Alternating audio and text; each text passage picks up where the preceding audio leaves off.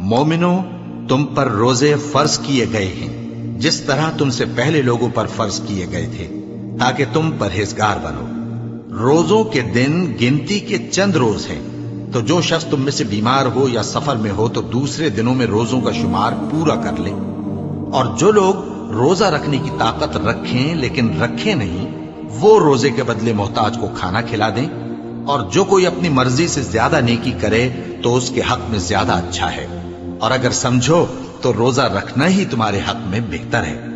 روزوں کا مہینہ رمضان کا مہینہ ہے، جس میں قرآن اول نازل ہوا، جو لوگوں کا رہنما ہے اور جس میں ہدایت کی کھلی نشانیاں ہیں اور جو حق و باطل کو الگ الگ کرنے والا ہے۔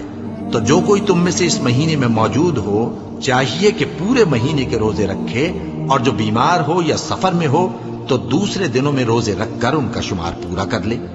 اللہ تمہارے حق میں آسانی چاہتا ہے اور سختی نہیں چاہتا، اور یہ آسانی کا حکم اس لیے دیا گیا ہے کہ تم روزوں کا شمار پورا کر لو، اور اس احسان کے بدلے کہ اللہ نے تم کو ہدایت بخشی ہے تم اس کو بزرگی سے یاد کرو اور اس کا شکر کرو۔ اور اے پیغمبر، جب تم سے میرے بندے میرے بارے میں دریافت کریں تو انہیں معلوم ہو کہ میں تو تمہارے پاس ہی ہوں۔ جب کوئی پکارنے والا مجھے پکارتا ہے تو میں اس کی دعا قبول کرتا ہوں۔ تو ان کو چاہیے کہ میرے حکموں کو مانیں اور مجھ پر ایمان رکھیں تاکہ نیک رستہ پائیں۔ روزوں کی راتوں میں تمہارے لیے اپنی عورتوں کے پاس جانا جائز کر دیا گیا ہے، وہ تمہاری پوشاک ہیں اور تم ان کی پوشاک ہو۔ اللہ کو معلوم ہے کہ تم ان کے پاس جانے سے اپنے حق میں خیانت کرتے تھے، سو اس نے تم پر مہربانی کی اور تمہاری حرکات سے درگزر فرمائی، تو اب تم کو اختیار ہے کہ ان سے مباشرت کرو۔ اور اللہ نے جو چیز تمہارے لیے لکھ رکھی ہے یعنی اولاد، اس کو اللہ سے طلب کرو اور کھاؤ اور پیو، یہاں تک کہ صبح کی سفید دھاری رات کی سیاہ دھاری سے الگ نظر آنے لگے۔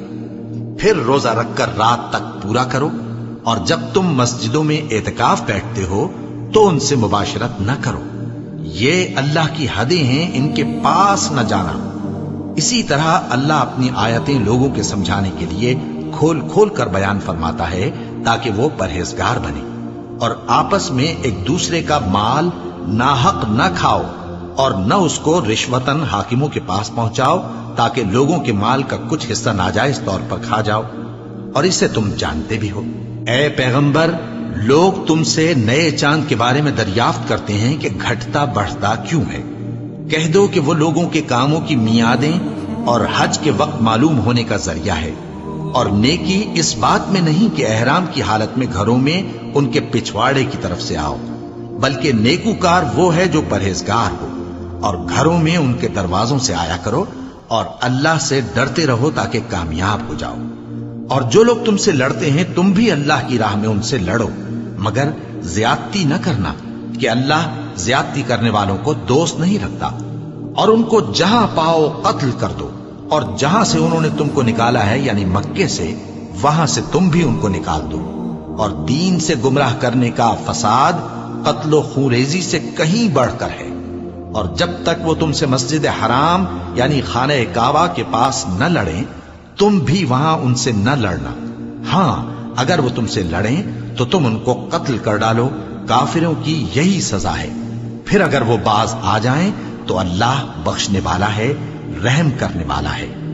اور ان سے اس وقت تک لڑتے رہنا کہ فساد نابود ہو جائے اور ملک میں اللہ ہی کا دین غالب ہو جائے۔ پھر اگر وہ فساد سے باز آ جائیں تو ظالموں کے سوا کسی پر زیادتی نہیں کرنی چاہیے۔